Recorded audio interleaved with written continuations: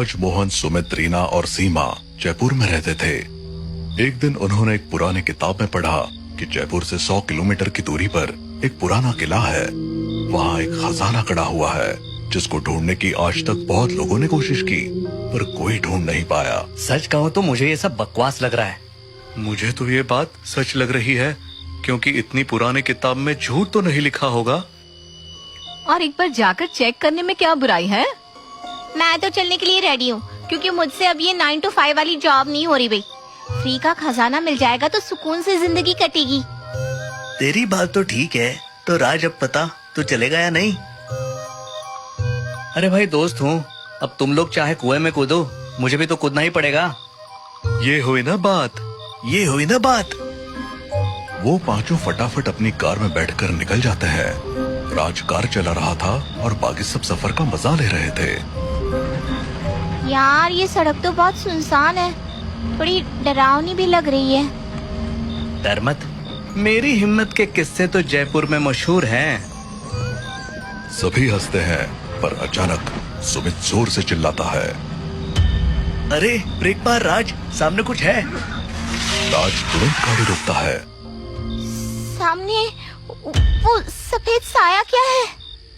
हे भगवान, ये क्या है?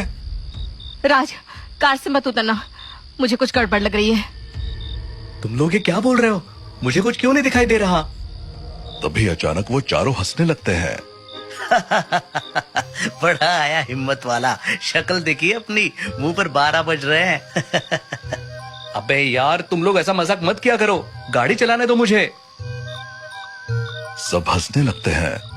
फिर जब वो उस किले के पास जाकर रुकते हैं तो उन्हें पता चलता है कि वो किला अब खंडर बन चुका है, पर वो एक भूल भुलैया था, तो अब भी उसमें अकेले घूमना मुमकिन नहीं है, इसीलिए वहाँ गाइड हायर करने होते हैं। यार ये तो सच में भूल भुलैया लग रहा है। बिना गाइड के गए तो वापस लौटना मुश्किल होगा। हाँ, गाइड का इंतजाम करना पड़ेगा। शायद वो खजाने के बारे में कुछ जानते हो। वहाँ मौजूद स्थानीय गाइड्स ने शाम के बाद किले में जाने से साफ मना कर दिया। अरे भाई, इस किले में रात को रहना मौत को बुलावा देना है। यहाँ छलावा है जो इंसानों को जिंदा नहीं छोड़ता। छलावा? अरे ये सब कहानियाँ हैं, हम डरने वालों में से नहीं है। अगर रात में जाना खतरनाक है तो हमें दिन में ही चलना चाहिए। जा तो दिन में ही रहे हैं, लेकिन खजाना ढूंढने में टाइम लगेगा ना, तो रात तो हो ही जानी है। माफ करिएगा, मैं तो नहीं आ सकता। उन्होंने कई गाइड से बात की, पर सबने ही मना कर दिया। आखिरकार राधेश्याम नाम का एक गाइड उनकी मदद के लिए तैयार हुआ। मैं चलूंगा, लेकिन पहले ही चेतावनी देता हूँ, इस किले में छलावा है। वो आपके साथ क्या करेगा मुझे खुद नहीं पता। आप चिंता मत करो, अगर कोई समस्या होगी भी तो हम खुद संभाल लेंगे। ठीक है, पर मैं 2 गुने पैसे लूंगा। मुझे अपनी माँ का इलाज कराना है, वरना मैं हरगिज ये काम नहीं करता। चलो ठीक है, लेकिन याद रखना, ये किला आम किला नहीं है। ये एक भूल भुलैया है, जहाँ खजाने के साथ साथ छलावा भी है। ये चेतावनी देकर राधेश्याम उन लोगों को किले के अंदर ले जाने लगा। सूरज ढल रहा था, अंधेरा होना शुरू हो गया था। जैसे ही वो लोग किले में दाखिल हुए, चारों तरफ अजीब फुसफुसाहटें सुनाई देने लगी। समझ नहीं आता था कि वो किसी इंसान की फुसफुसाहट है या जानवर की। ये फुसफुसाहट कैसी है? मुझे तो अजीब लग रहा है। ये यहाँ दफन चीखे हैं। ये किला आत्माओं से भरा है। ये सुनकर सभी असहज हो गए और तभी मोहन बोला, अरे यार, मुझे सूसू लग रही है, तुम लोग चलते रहो, मैं करके आता हूँ। अरे रुको, अकेले मत जा। लेकिन मोहन एक कोने की ओर बढ़ गया और अंधेरे में गायब हो गया। बाकी चारों और राधेश्याम किले के अंधेरे गलियारों से होकर आगे बढ़ रहे थे। तभी अचानक मोहन की जोरदार चीख ने सबके दिलों को दहला दिया। ये क्या था? मोहन ने चीख क्यों मारी? जल्दी चलो उस तरफ, देखते हैं। वो सभी मोहन की तरफ बढ़ते हैं, लेकिन तभी मोहन खुद उनकी ओर लौटता दिखा। उसका चेहरा पहले जैसा नहीं लग रहा था। उसकी आंखें अजीब तरीके से चमक रही थी और हाव भाव कुछ अलग थे। मोहन, क्या हुआ? तुम चिल्लाए क्यों? कुछ नहीं, वहाँ पर एक बड़ी मकड़ी थी। मकड़ी? तुम्हें मकड़ी से कब से डर लगने लगा? राज को मोहन की बात पर भरोसा नहीं हुआ, लेकिन उस वक्त और कुछ पूछना ठीक नहीं लगा। वो सब फिर से आगे बढ़ने लगे। तभी एक बार फिर से मोहन की चीख सुनाई दी, जो कि कहीं दूर से आ रही थी, पर मोहन तो उन लोगों के साथ था। मोहन तो यहाँ है, फिर ये आवाज किसकी है? मैंने कहा था ना कि ये किला साधारण जगह नहीं है। अभी भी समय है, लौट चलो। हमने यहाँ तक आने का फैसला किया है, अब वापस नहीं जाएंगे।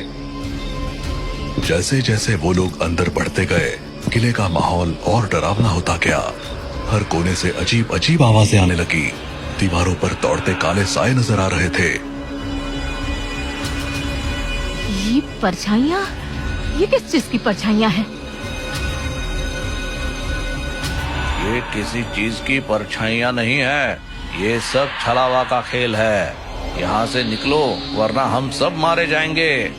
तभी अचानक एक तेज हवा का झोंका आया और चमगादड़ों का एक झुंड छत से नीचे की ओर आकर बाहर की तरफ उड़ता चला गया, जिससे वो सब इतना घबरा गए कि अलग अलग दिशाओं में बिखर गए। सुमित को लगा कि उसे मोहन दिखाई दे रहा है। वो उसकी तरफ बढ़ा। सुमित, इधर आओ जल्दी, खजाना यहीं पर है। आ रहा हूँ, कहाँ है खजाना? सुमित मोहन की आवाज के पीछे पीछे चलता रहा और एक अंधेरे कमरे में पहुंच गया। वहाँ उसे मोहन की लाश पड़ी दिखाई दी। मोहन, ये कैसे हो सकता है? तुम तो मेरे सामने हो। मोहन, ये कैसे हो सकता है? तुम तो मेरे सामने हो। तभी अचानक वो लाश गायब हो गई और उसके पास खड़े मोहन का चेहरा बदलकर एक भयानक भूत में बदल गया। उसकी आंखें लाल और चेहरा डरावना हो गया। अब तुम भी इस किले में कैद बन जाओगे। नहीं, नहीं, मुझसे दूर रहो। कौन हो तुम? छलावा। सुमित की चीख पूरे किले में गूंजने लगी और उस छलावा ने सुमित की गर्दन धड़ से अलग करके वहीं रख दी। दूसरी तरफ रीना इधर उधर भाग रही थी। उसे हर जगह अजीब अजीब आवाजें सुनाई दे रही थी। अचानक उसने अपने मरे हुए माता पिता को देखा। माँ, पापा, आप? पर कैसे? बेटी, यहाँ जादुई खजाना है जो हमें वापस जिंदा कर सकता है। जल्दी करो, इधर आओ, खजाना इस कमरे के तहखाने में है। मैं आपके साथ चलती हूँ, बस मुझे छोड़कर मत जाइए। रीना अपने माँ बाप के पीछे दौड़ती हुई एक बड़े कमरे में पहुंची। वहाँ एक बहुत बड़ी सी तिजोरी रखी थी। यही है वो खजाना। मैं अभी इसे खोलती हूँ। जैसे ही रीना ने तिजोरी खोली तो उसमें से खून का सैलाब निकला। रीना अभी संभल भी नहीं पाई थी कि अचानक उसके माँ बाप लाश में बदलने लगे और चिल्लाए, जल्दी करो, वरना हम सब वापस लाश बन जाएंगे। जल्दी करो वरना हम वापस लाश बन जाएंगे। यहाँ कोई खजाना नहीं है। पर तभी अचानक रीना के माँ बाप एक दूसरे में समा गए और वो एक छलावे के रूप में बदल गए। नहीं, तुम कौन हो? बचाओ! रीना का दम घुटने लगा। वो मदद के लिए चिल्लाई, लेकिन छलावे ने उसके गले को पकड़कर उसे हवा में उठा दिया और उसकी गर्दन टूट गई। रीना की चीखें भी सन्नाटे में तब्दील हो गई। किले में अब सिर्फ 3 लोग जीवित बचे थे, राज, राधेश्याम और सीमा।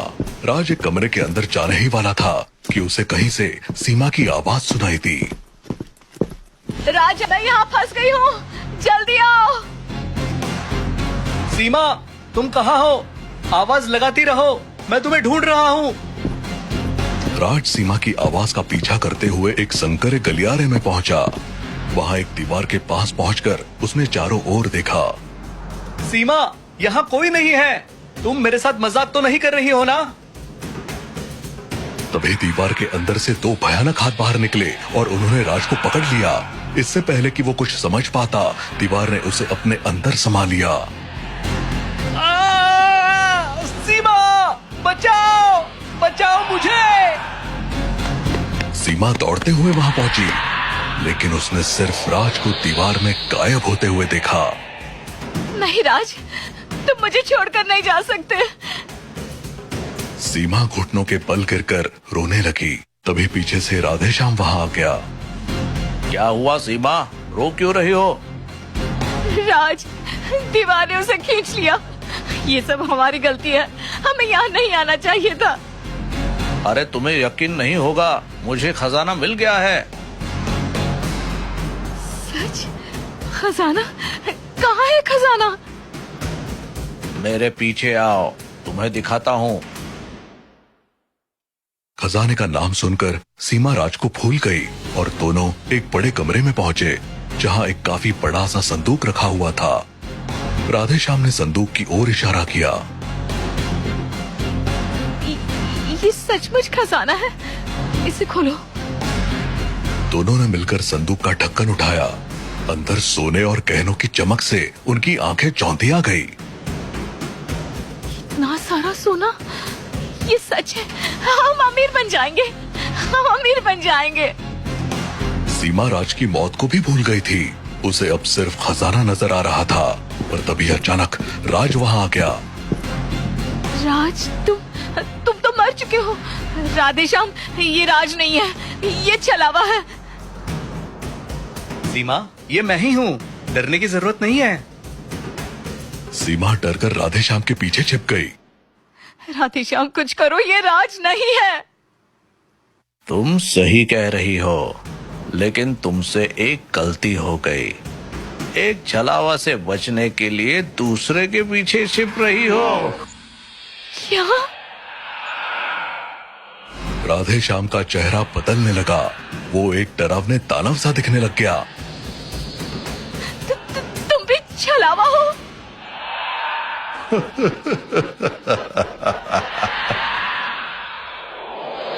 हाँ, तुमने सही पहचाना, लेकिन अब बहुत देर हो चुकी है। राधेश्याम ने अपना हाथ सीमा के सीने के आर पार कर दिया। लोगों को गलत जानकारी है। यहाँ एक नहीं, दो छलावे हैं। बिल्कुल ठीक।